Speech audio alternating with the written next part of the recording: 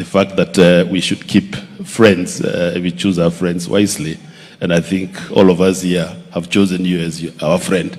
So we have the right friend with us, and we thank you for agreeing to be our friend. With those words, I thank you very much, and God bless you. Asante sana DG. You know, Bishop, that sermon has brought back very many memories and has reminded us of many things. It is true, as Anthony said, that people had put a strong case against the president. A strong case. And not just for this time, even before.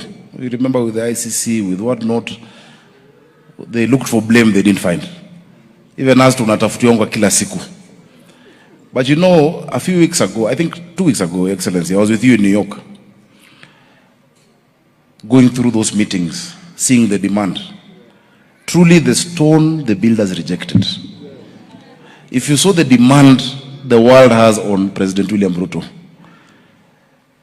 from a stone that was rejected to being a cornerstone on this continent, a focal point, to being a reference point. You know, hata sisi wengine tukakuleo mafuta yake. Before, I used to go to the UN. Tulikuwa tunahangaika tunasema sasa tuende mkutano gani? You're looking for invitations. We had too many invitations this time. Everybody wants to talk to Kenya, to talk to Nairobi, because of what you've done. Your Excellency, thank you. You have lifted up Africa, not just Kenya, but the continent of Africa. You have taken a leadership role. And really it's encouraging that if God has decided someone's path, no man, no human being can be able to take it back.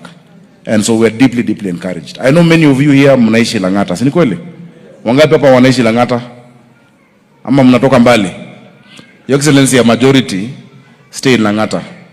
And there's a lot of things that, you know, our former MP had started that are going on. Thanks to you, there are areas in Lang'ata that had never received water. They have begun receiving water. My uncle Dan was telling me, for the last 2 months he started getting. He has never been getting. Because on one side, the concreting we've done in Kibra, in terms of the line, a lot of the illegal connections there reduce the pressure coming to Lang'ata. So we've done concreting. We are doing a new line that is coming up, Kongu Karumba Road. But the biggest intervention, because we've done the piping from Kabete, Udiru, coming all the way to the Dagoretti Road, Karen Junction, the piping is ready to bring it down by gravity. The issue has been the quantity of water. You know, Nairobi receives 525 million liters a day, and we need 850. Thanks to you, we've pushed. Northern Collector 1 is almost over. Northern Collector 1 will give us 140 million liters of water.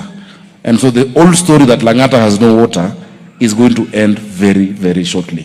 I made that promise last time we came here, and I want to repeat it. We're edging closer. There are issues of way leaves from Kigoro coming down to Nairobi, issues of compensation, issue of the piping, but now it's just 6 kilometers left. And we thank God, because through your leadership, Your Excellency, you know we are about to secure another 100 million euros for Nairobi, through Nairobi Water, to do Northern Collector 2 and Maragua 4, which will add another 220 million liters of water per day. Meaning, it is possible, before 2026 or 2027, shida ya maji ikuwe tunasoma kwa history books in Nairobi.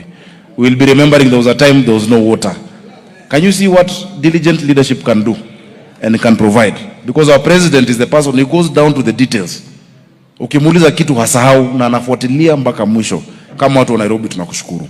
Ya pili, vile Nixon amesema, we unveiled our Green Army. I'm sure you've been seeing around in the estates. Vijana, we had 2,500 who are unclogging drainages. They are preparing us not just for El Nino, because El Nino will come, but also for us to have a clean environment. But what are we finding when we unclog those drainages? Tunapata takataka. Hiyo takataka haijatupwa na mimi ama na rais ama na serikali, ni sisi kama wananchi. We must stop illegal dumping. We must take care of our environment. You know, if everybody cleaned the front of the house, the world would be clean. What we are getting, historical garbage, manguo, nini, it is terrible. At least now things are flowing. Hii mvua kidogo ya juzi Nairobi would have been flooded already. Hii mvua tu kidogo ya last week na juzi. But things are flowing, we are going to go on with that. we've mapped out all the hotspots. Your Excellency, we've sat with the regional commander, with all the DCCs, with our sub-county admins, our disaster teams. We're going to publish areas where people must move. There's some areas where we will need to move people because we're just timing around the 9th. That is the forecast. So the issue of dam, and I also know dam estate. Kuna watu wa dam estate hapa? I know dam estate mmekuwa na shida ya maji the last 2 weeks. We're sorting it out. The issue was blockage of pipes. I know that for sure. In the next 1 week it is done. But around Nairobi Dam, around Waruku, some places in Dandora, we'll have to move people to higher ground. Na tunaomba tukifanya hivyo wajue tunafanya kwa sababu yao and for their interest. So kwa hayo mengi, watu wa Lang'ata na watu wa Deliverance tunawapenda. Msichoke kutuona. We agreed, we are members. We will keep coming.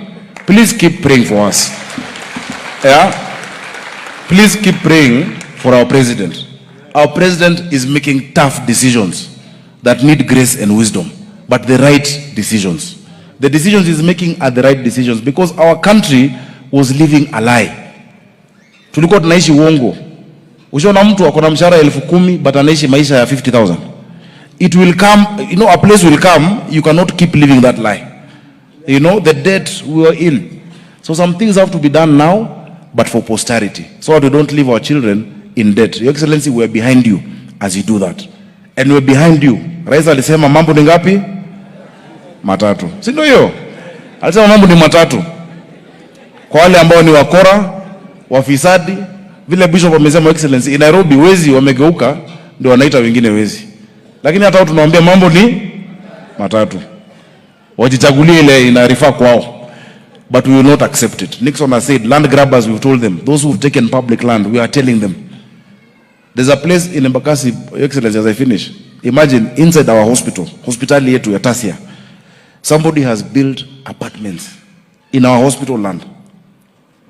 What we've agreed to do, we fenced it and we've told him, thank you for your kind donation of wards. Those apartments tunabadilisha ikuwe wards na ikuwe nyumba ya Manassehs, you know, that they can use because you can't do that. Another one is claiming land in between the incinerator and the administration block. If we keep doing that, Nairobi will go to the dogs. We can't allow that kind of anarchy. So Excellency, on that fight against graft, we're behind you. That we must do the right thing as leaders. Ladies and gentlemen, simefurahi muona rais leo. Siniliwaambia ile siku ndamleta. Na mlifikiri ni story. Mheshimiwa rais ako hapa, mniruhusu mnikubali and join me tumkaribisha rais wetu William Samoei Ruto atazungumzia.